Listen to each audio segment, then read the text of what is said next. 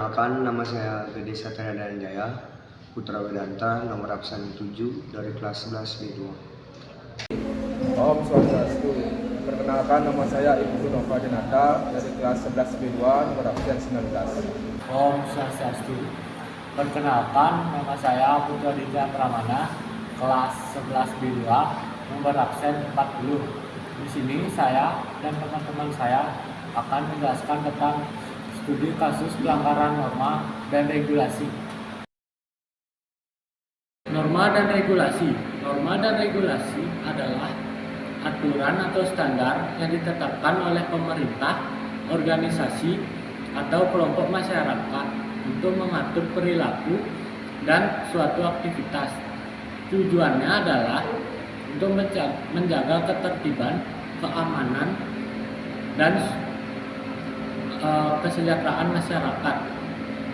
Jika melanggar peraturan, akan mendapatkan konsekuensi yang serius seperti denda, hukuman penjara, atau cedera fisik atau kematian.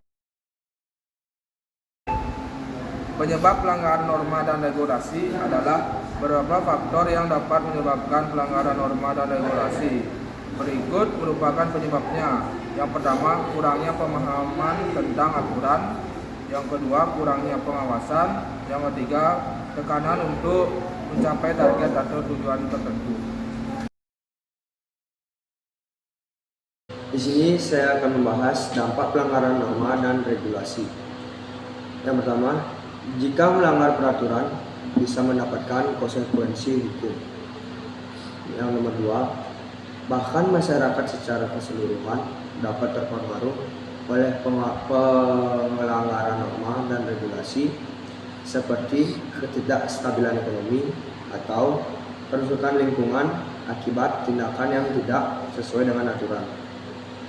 Dan yang ketiga, pelanggaran norma dan regulasi juga dapat memicu efek yang lebih luas. Misalnya, satu pelanggaran dapat memicu pelanggaran lainnya atau memberikan contoh buruk bagi orang lain untuk mengikuti perilaku yang sama. Contoh kasus pelanggaran norma dan regulasi. Kasus yang akan kita bahas adalah tentang suatu perusahaan yang melakukan pembuangan limbah berbahaya ke sungai tanpa izin dari pihak berwenang. Setelah dilakukan investigasi, perusahaan tersebut dinyatakan bersalah karena melanggar undang-undang lingkungan dan dijatuhi denda yang sudah ditentukan. Selain itu, perusahaan juga harus membersihkan sungai dan memperbaiki sistem pengolahan limbah mereka agar sesuai dengan standar yang ditetapkan dan tidak merusak lingkungan di sekitarnya. Cara menghindari pelanggaran norma dan regulasi.